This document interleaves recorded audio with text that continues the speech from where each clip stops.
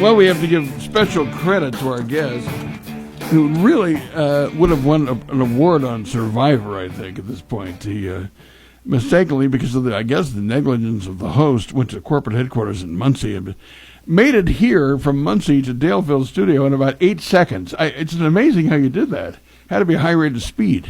I appreciate that, and thankfully, made it over here quickly and easily and safely. But thanks for having me, Mitch. Well, now you know the lay of the land. I do apologize. But Max Engling, we just had incumbent Victoria Sparks on at 8:30, and you are one of the candidates seeking to replace her.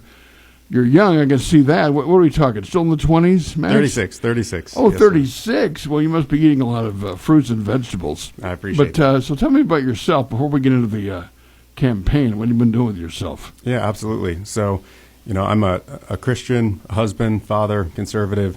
That plays a lot into why I want to do this. But I've got 4 kids, so we have been very blessed. What did you do? So I worked here in Indiana for a number of years, went to school, worked my way through school, and then after that worked for another couple of years at a small business here, lived in Cicero and then in Carmel for a little bit, and then went out to D.C. And when I was in D.C. for a number of years, had a lot of really great opportunity to do things at a high level. I've been very blessed to have a lot of opportunity. What did you do in D.C.? Absolutely. So I worked for the Committee on House Administration, but a lot of that was training new members of Congress. So setting up the curriculum when they first get here. I remember the first day of almost everyone in the delegation right now. Holy cow. Talk about the next step on that. So before that, you worked in business in Cicero and Carmel? That's right. I was at a small business in Zionsville, actually, and really enjoyed that, but had also worked on a lot of conservative campaigns. And when I watched those campaigns be successful and that movement go out to D.C., a lot of that energy coming from Indiana, I told my boss at the time, I have to continue serving in this way. So I knocked on doors and started doing that. So I noticed you're putting I'm a true conservative, and you mentioned your faith. I don't see many candidates saying I'm a true liberal. I a lot of your colleagues in Republican primaries, I'm a true conservative. I'm a conservative. Somehow you don't see that in ads the other side of the aisle. You really don't, and we saw it even locally. I knocked probably 1,000 doors in this last municipal election, helping out our candidates here locally, and a lot of the Democrats, when they were on the ticket, they weren't saying I'm a liberal. Common sense, pragmatic, right? Exactly. Yeah. They didn't even mention they were Democrats. Well, there's a big thing about those school board races because certain people who are, frankly, conservative talk show hosts keep saying there should be partisan labels on school board candidates because people get into Carmel or Zionsville or some other such place and they're more to the left than what people thought. It's very true. But then people are divided because you want to be beholden to the students, and the parents, not the parties. But so you are 36, and you obviously care about public service because you would have had that job training House members. So I guess if you become elected, you would have to be trained, right? Because you already know how to do it. That's right, and that's a big piece of why I'm running. Not all of it, certainly, but I do really feel that, especially if we agree on the conservative issues, which I'm a conservative guy, then you want somebody who can right away step into that role and start working on your behalf. Because it's about a 3-year spin-up period when you go out to Washington. I've seen it over and over. It doesn't matter how well-intentioned you are. It's just different than you think it's going to be. And I want the 5th District to be successful right away. Well, in the House, the rule is usually you can't do anything till like 3 terms under your belt. They tell you where to sit, know your place. So what are your thoughts about that? It's true, and part of it is just it's maybe different than you thought when you get there. And so you really want someone who knows how to do that without being a quote-unquote insider or a career politician. My whole career, if you want to call it that, has been public service so far. It's about 14 years of time both here in Indiana and then time in Washington, where the whole goal has been how do I serve the people that I appreciate the most, and now that's here in the 5th District. Well, another Christian conservative, Mike Johnson, the current speaker, and he knows he doesn't have the votes because the Senate's controlled by Democrats. You have the White House controlled by a Democrat. So, I know in your literature you're talking about you're a strong man of faith and you protect the sanctity of life. Well, you've seen what's happened with abortion in Kansas and Ohio twice. And now they're trying to get abortion initiatives on the ballot in key states in 2024 November to drive up Democrat turnout, which it's been happening big time. So what is the conservative message on that can actually win? Absolutely. So, one, I appreciate Speaker Johnson. I think you're right. I think he's a Christian, good guy. I look forward to how he's going to lead the House. And for me, I'm very pro-life. So I'm one of 8 kids growing up. I've got 4 kids of my own. This is near and dear to me. And I think what we need to do is say, how do we protect life? And how do we protect life at each increment along the way? So my job is to say, how do we keep moving towards protecting life? And then on top of that, you have to embrace the families, embrace the mothers, embrace the children, make sure the dads are in the picture, and create a holistic approach to this that doesn't just say, we want to save babies and then that's it, we're hands off. That's not the truth for the conservative side. Okay, I get the prenatal stuff and the post-birth stuff in terms of supporting life, but when it comes down to brass tacks, as I said, the issue Democrats are winning in Ohio and Kansas and red states. 70% of the people don't want second or third trimester abortions, and also polling 70% don't want total bans.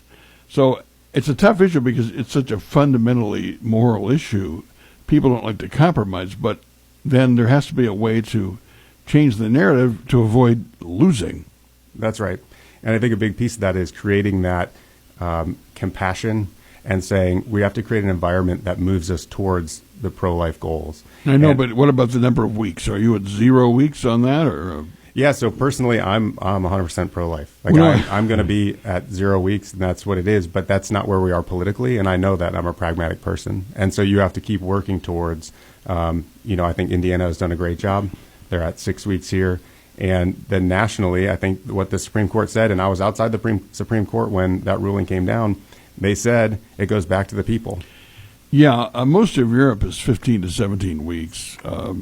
The polling is very much in line with the Republicans after that point of 15, 17 weeks. But obviously, pro-life candidates like yourself and others don't want to go beyond 0 weeks. So, it becomes just a political reality. Yeah, and I agree with you. And that's why I think you have to take that incremental approach that says every step you take, you're saving lives.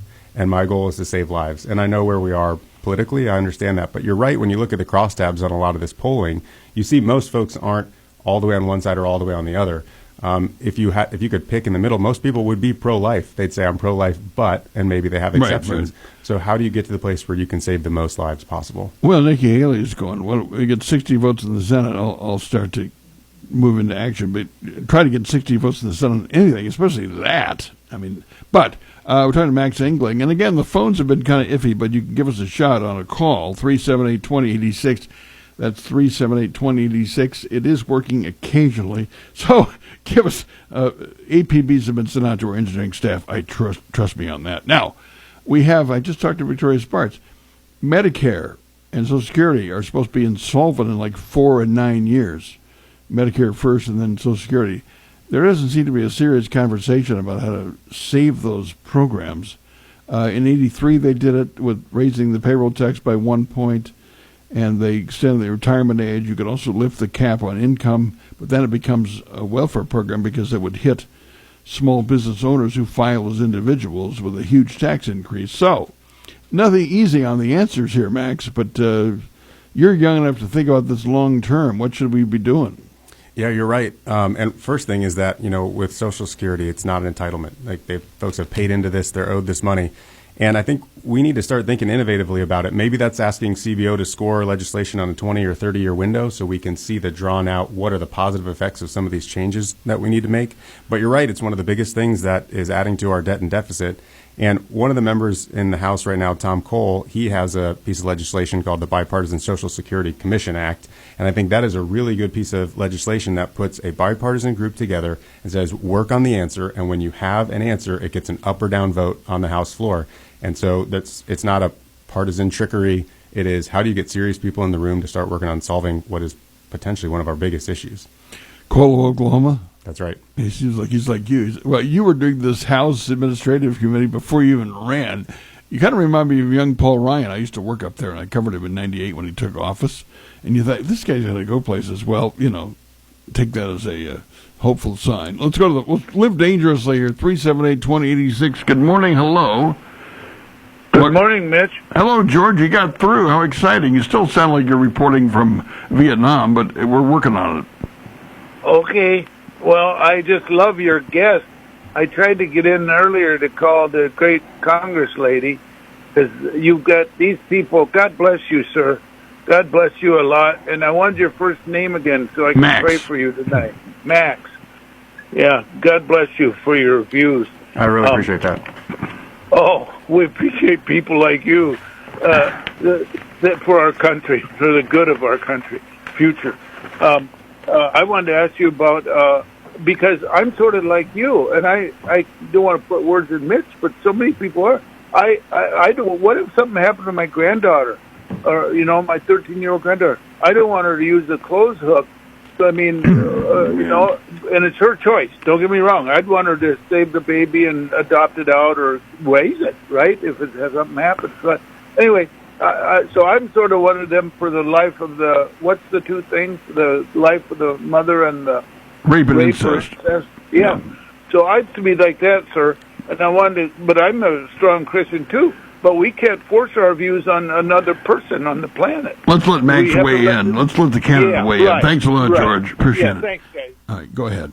I think you're right on the part about being compassionate, that you have to say, let me embrace this young lady and tell her all of the options that she has in front of her, and ever know clearly that adoption is an option as well. So my wife worked at an adoption agency for a number of years, and she saw a line of young couples out the door just waiting to adopt these children. And it's really sad to see then someone have an abortion when so many folks want this baby. And so I think a big piece of it is building the culture that says, how do these young ladies know that they have other options? And we'll come back. Max Engling is running for the 5th District congressional seat, and with the outgoing Victoria Sparks. Back in a moment. This is Mitch in the morning. News time 9:17 on Oldies 101. Imagine this. You just made your coffee for the morning. Kids are on the bus to school. You walk out the door, hit the garage door button, and nothing. You say, "Are you serious?" "Yeah, it's happening," and just like that, Bob's Garage Doors in Anderson enters the story. Bob's Garage Doors in Anderson can help you fix your problem quickly, so what you just heard doesn't happen again. Bob's Garage Doors in Anderson on Ohio Avenue.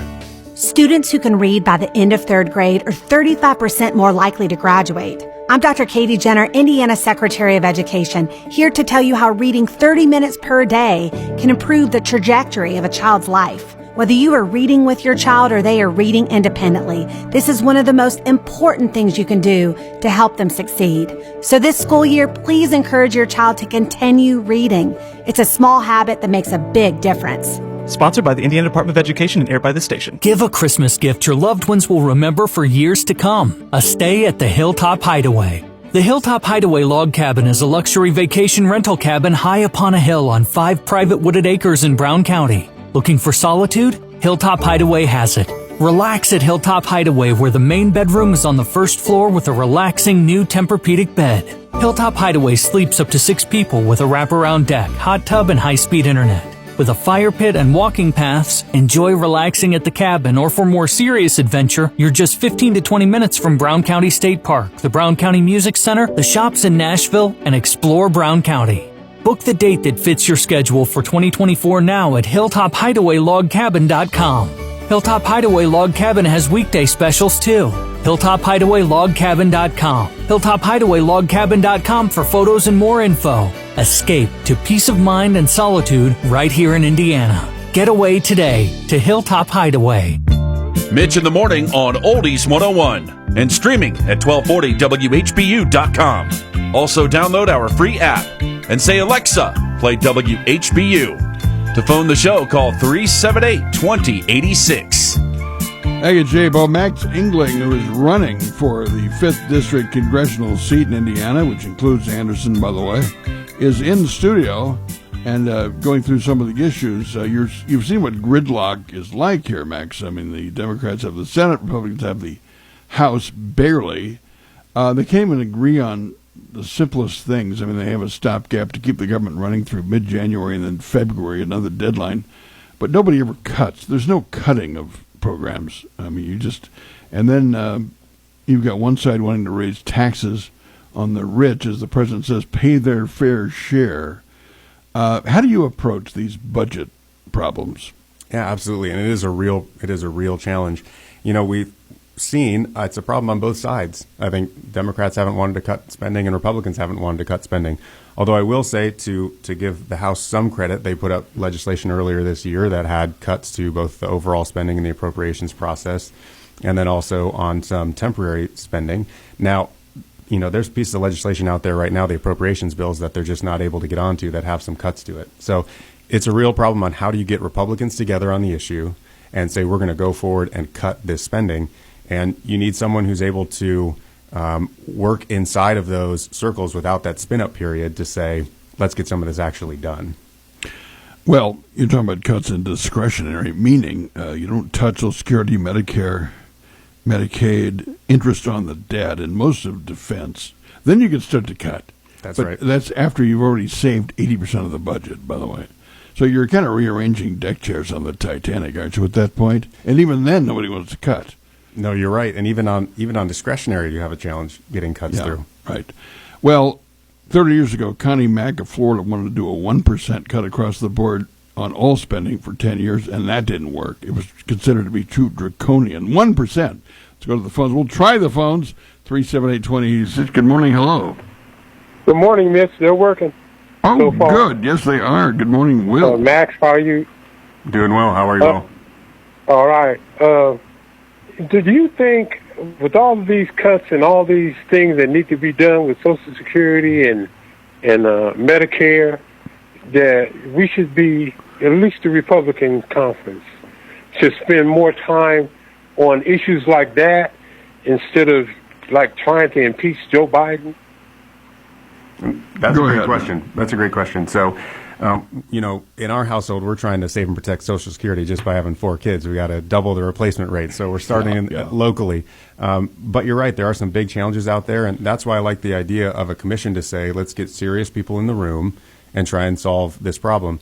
When you look at some of these other issues, clearly the House has been focused on impeachment as well.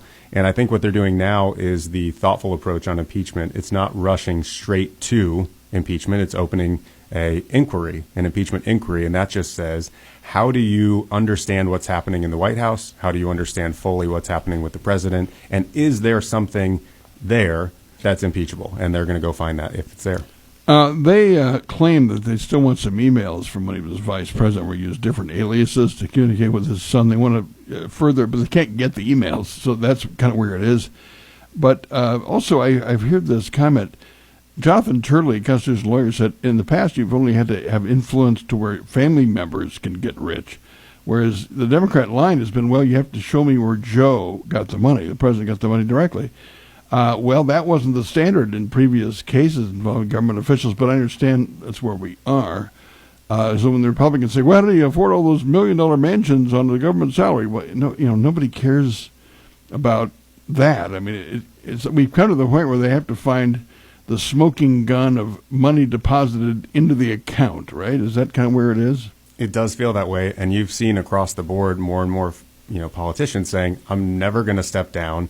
I can't do anything that's too far at this point. And so you've pushed investigations to the point now where you have to find exactly that smoking gun. But really, when the House or Congress is doing an investigation, it has to have a legislative purpose when you're investigating something, except for when you open an impeachment inquiry. And then it says you can just investigate for the sake of figuring out what the answer is. That's why they've gone to this approach to say, let's continue the investigation and see what's out there.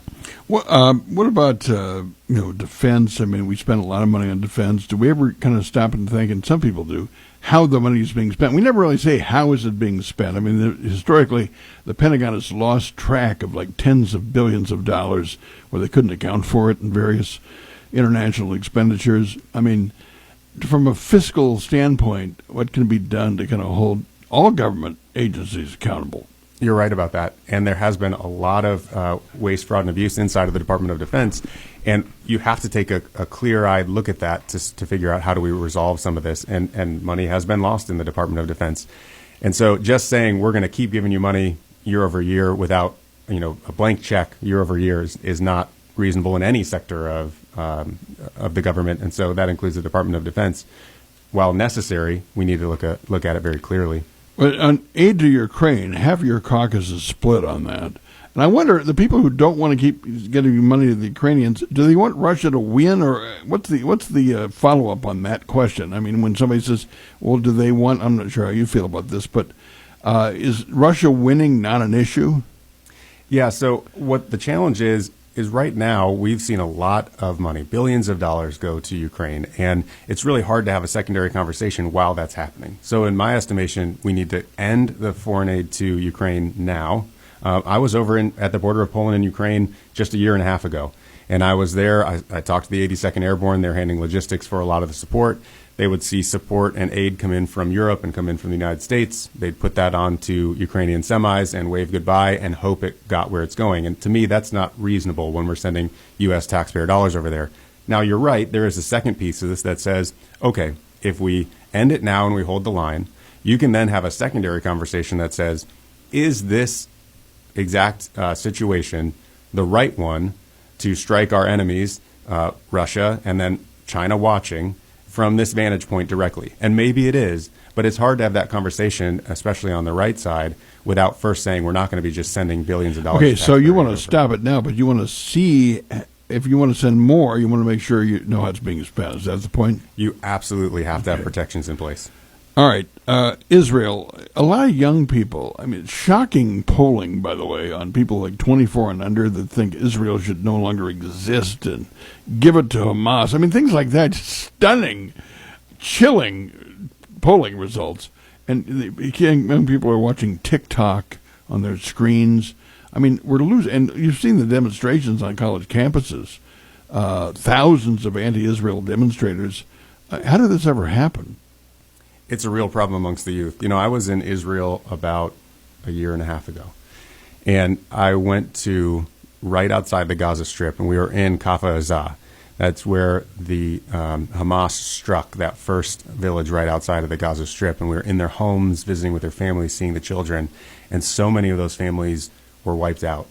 And just the atrocities that happen there is mind-blowing. And so I don't know how you can be a person that looks at that and says, okay, but Israel's the problem here. They have the right to defend themselves, and all they're asking the United States for is support.